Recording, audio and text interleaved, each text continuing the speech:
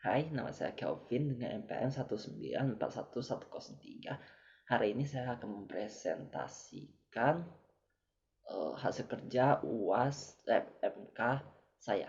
Oke, jadi ini adalah jawaban saya terkait dengan time of value of money. Nomor 1 itu diketahui dalam soal bahwa paymentnya ya 250.000, account rate-nya ya 10%, dan number of periodenya ya 12. Maka kita buatlah tabelnya seperti ini. Jadi periodenya kita buat dari 1 sampai 12. Setelah itu kita kan diketahui bahwa paymentnya ya 250, maka kita buatlah cash flow-nya dari periode 1 sampai periode 12 ya 250.000. Setelah itu untuk mencari present of is cash-nya yaitu cash flow, yaitu cash flow dibagi 1 ditambah dengan account rate-nya yaitu 10% dipangkatkan dengan periodenya, itu yang 1. Itu hasil dari yang periode pertama ini. Yang periode kedua juga sama, yaitu dari present of is cash flow di periode kedua dibagi dengan 1 ditambah dengan account rate-nya yaitu 10% dipangkatkan dengan periodenya yaitu periode kedua. Itu sampai seterusnya sampai periode 12. Oke, setelah itu kita cari present value. Present value ini formulanya yaitu sum dari periode pertama sampai ditambahkan sampai dengan periode ke-12. Itu hasilnya. Setelah kita cari ini selesai, kita cari present value using formula. Yaitu formulanya yaitu payment itu 250.000 ini dikali dengan 1 dikurang 1 ditambah dengan account rate-nya 10%. Setelah itu dipangkatkan dengan number period-nya yaitu 12. Setelah itu, dan dibagi dengan account rate lagi 10%. Itu hasilnya. Setelah kita mencari present value using formula, kita cari lagi present value using PF formula. Jadi formulanya yaitu min PF buka kurung account rate-nya, koma number period-nya yaitu 12, koma payment-nya. Itu hasilnya. Oke. Setelah itu nomor 2-nya hampir sama dengan nomor 1. Formulanya yaitu udah diketahui bahwa paymentnya ialah 270.000. Account rate-nya ya 9% dan number of period-nya ya 9. Maka kita tulis periodnya yaitu 1 sampai 9, cash flow-nya yaitu dari payment ini, dan future of is cash flow-nya kita cari ialah dengan cara cash flow di periode pertama dikali dengan 1 ditambah dengan account rate yaitu 9% dipangkatkan dengan number of periodenya yaitu 9 dikurang dengan periode yang setiap ini ya itu 1. Itu hasilnya. Sama dengan yang di sini, sama juga. Hanya aja yang berbeda hanya yang ini. Dari number of periode 9 ini dikurang dengan 2 periode selanjutnya. Gitu sampai seterusnya. Setelah mencari ini semua selesai, maka future value-nya yaitu sama dengan sum dari periode 1 sampai 9 ini ditambahkan saja. Oke, setelah mencari selesai, kita mencari future value using formula. Jadi kita pertama-tama mencarinya formulanya yaitu payment dikali 1 ditambah account rate-nya yaitu 9% dipangkatkan dengan number of period ini yaitu 9 dikurang 1 dibagikan lagi dengan account rate-nya. Itu hasilnya. Oke. Setelah mencari ini semua selesai, kita cari lagi future value using VF formula. Hampir sama seperti yang nomor 1, hanya saja yang ini pakai min VF buka kurung account rate, number of period yaitu 9, itu di koma juga dengan paymentnya yaitu 270.000. Itu hasilnya. Maka jika ketiga ini berbeda maka salah, jika sama maka itu benar. Oke. Setelah itu kita mencari lagi soal kedua, yaitu terkait dengan financial statement analysis. Financial statement yang saya ambil yaitu perusahaan Citra Tupindo atau CTBN TBK. Oke. Kita mencari IMA rasio yaitu liquid ratio, apa lagi? Activity ratio, leverage ratio, profitability ratios, dan market ratios. Oke, yang pertama ya liquidity ratio-nya, bahwa diketahui pada perusahaannya itu mengalami penurunan sebesar 63,99%. Dengan kata lain, perusahaan ini mengalami kerugian. Oke. Itu yang di activity ratio, bahwa inventory turnover-nya mengalami penurunan sebesar 0,3. Average age of turnover perharinya yaitu juga mengalami lebih cepat sebanyak 46 hari dibandingkan pada tahun 2018. Reference ratio yang saya cari yaitu debt ratio. Debt ratio ini pada PT CTBN ini mengalami peningkatan atau menjadi lebih stabil, di mana perusahaan menurun sebanyak 18,3%. Setelah itu profitability ratio-nya saya cari dengan net profit margin. Net profit margin itu atau NPM ini pada tahun 2017 ke 2018 mengalami kenaikan sebesar 17,61%. Dengan kata lain, mengalami keuntungan walaupun NPM ratio PT CTBN ini masih di bawah 0%. Setelahnya kita mencari market ratio. Market ratio ini yang saya cari yaitu BF share. BF share ini juga mengalami penurunan sebesar 1% terhadap saham pada perusahaan CTBN PT CTBN TBNK ini.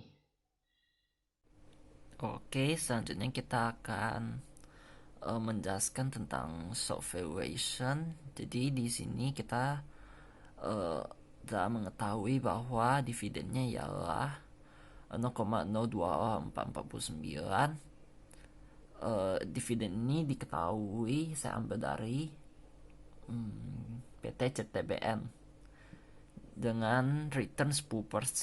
Jadi kita pertama-tama buat dulu jawabannya ya gini.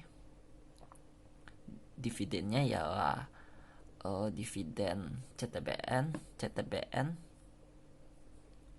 R-nya ya returnnya yaitu 10%. Jadi pertama-tama kita cari zero growth-nya yaitu dividen dibagi dengan return. Constant growth-nya yaitu dividen dikali 1 ditambah dengan constant growth-nya yaitu 7% dibagi dengan return dikurang dengan constant growth-nya 7% nih. Jadi hasilnya ialah begini. Oke, setelah itu kita buat ini menjadi 4 periode aja karena di sini 5 periode. Oke, caranya yaitu dividennya, caranya yaitu kita ambil dari dividen di tahun 0. Setelah yang ini di periode pertama sampai ke periode 9 ini sama formulanya yaitu dari periode sebelumnya dikali 1 ditambah dengan variable growth ini yaitu 7%. Formulanya sama begitu. Setelah itu kita cari valuationnya yaitu ini dividen di periode keempat dikali 1 ditambah dengan berapa ini? Dengan ini variable growth di tahun kelima. Terus itu dibagi dengan return 10% dikurang dengan variable growth di tahun kelima. Jadi hasilnya ya begini. Sesuai dengan apa ini formulanya dividen ditambah value. Jadi di periode pertama ini dividennya ditambah dengan value, begitu sampai ke keempat, periode keempat. Setelah itu present value ini yaitu dari dividen plus value ini per periode dibagi 1 ditambah dengan apa ini returnnya dipangkatkan dengan setiap periode, begitu sampai juga dengan di periode keempat. Setelah itu stock price nya itu formulanya itu sum dari present value ditambahkan aja semua dari periode 1 sampai periode keempat. Oke, selanjutnya ya bond valuation. Bond valuation ini diketahui kita buat tabel dulu. I-nya ya 75, M-nya ya 1750, returnnya ya 5, R ini yaitu kupon rate-nya yaitu 5%, N-nya itu 7, diketahuinya ya 7 tahun, tapi dalam soal bilangnya bayarnya per semi-annually, berarti 14. Jadi kita buat tabelnya yaitu dari periode pertama sampai periode ke-14. Dalam cash flow ini ialah I-nya yaitu 75, namun di periode terakhirnya yaitu 14 ini ditambahkan aja dengan ini 1750 ini ditambah dengan 75.000 ini. Setelah itu kita cari PV-nya. PV-nya itu cash flow dibagi 1 ditambah dengan kupon rate-nya yaitu 5%. Dipangkatkan dengan setiap periodenya. Jadi hasilnya ya begini. Dari periode formula dari PV ini sama dengan periode 1 sampai 14 itu sama. Sekarang kita cari BO-nya. BO-nya itu yaitu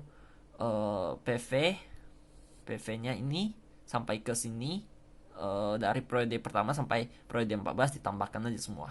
Itu hasilnya. Oke, kita masuk ke pembahasan selanjutnya yaitu capital budgeting. Capital budgeting ini soalnya dibagi menjadi dua, yaitu net present value capital project A dan project B. Jadi pertama-tama kita capital of cost of capital dan initial cost of project ini sudah diketahui dalam soalnya. Begitu pula dengan cash inflow dengan cash outflow-nya juga sama, udah diketahui dalam soal. Oke, jadi pertama-tama kita buat dulu cash inflow per year-nya yaitu dari 1 sampai periode ke-5 ini, karena di soalnya dinanyakan 5 tahun. Jadi cash inflow-nya ya 13.000 sama semua. Itu cara cari PV of cash inflow-nya yaitu cash inflow dibagi 1 ditambah cost of capital sebesar 14% dipangkatkan dengan setiap periodenya. Begitu pula dengan sampai ke ini, ke 5 ini. Periode ke-5 sama formulanya. Setelah itu kumulatif cash inflow-nya yaitu sum dari satu ini dengan ini. Kalau di periode kedua sama, namun bedanya hanya sumnya itu ditambah aja setiap periode, ditambah-tambah semua. Oke, setelahnya itu ini dia investment ini didapat dari sini, diketahui. Dan cara untuk cari tahu ininya PV-nya seperti rumus yang di atas. Cash outflow dibagi 1 ditambah dengan berapa sama cost of capital yaitu 14% dipangkatkan dengan setiap periodenya. Itu hasilnya tuh sama semua sampai periode ke-5. Setelah itu kumulatif cash outflow-nya yaitu sum dari periode sebelumnya ditambah aja dengan periode yang sedang dicari. Begitu sampai di periode ke-5 juga sama begitu formulanya. Oke. Setelah itu kita mencari yang NPV of project secara manual, yaitu kumulatif cash inflow dikurang dengan kumulatif cash outflow di periode ke-5. Begitu dikurangkan. Setelah itu secara NPV of project secara formula yaitu NPV B3 ini didapat dari cost of capital, helper share function ini yaitu 8.000 dikurangkan dengan initial investment. Itu hasilnya. Kedua ini harus sama, jika berbeda maka formulanya ya salah. Oke, setelah itu kita cari IRR. IRR yaitu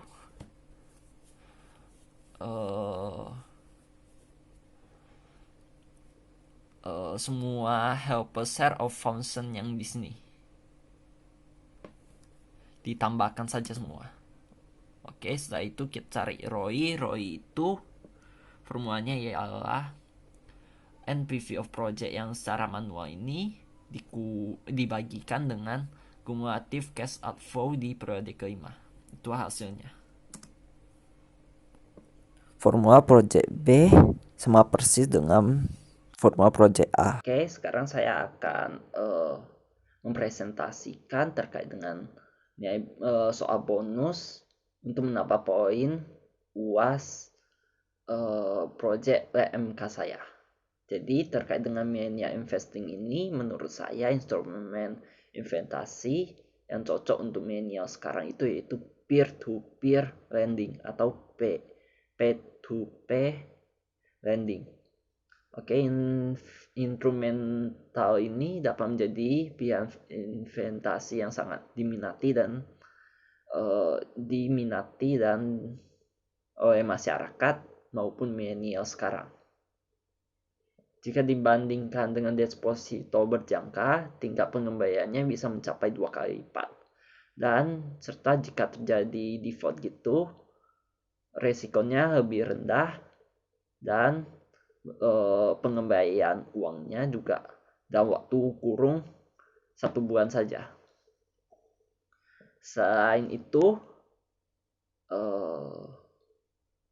P2P lending ini memiliki diversifikasi yang bagus.